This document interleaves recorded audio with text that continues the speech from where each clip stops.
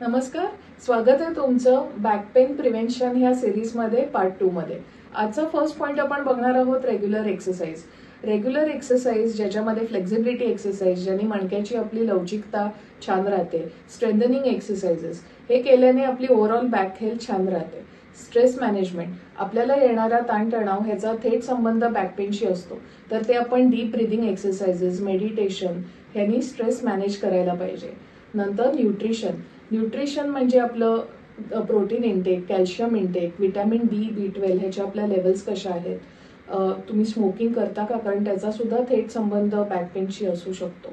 आणि frequent breaks घेणं, आपण एकदा सपोज बसून काही काम करतोय तर तासभर झाला तर 1 मिनिट तरी उठून ब्रेक घेतला पाहिजे, उभं असू तर 1 मिनिट बसायला पाहिजे। सो इन शॉर्ट तुमचं पोश्चर आफ्टर 1 आवर ब्रेक केलं पाहिजे।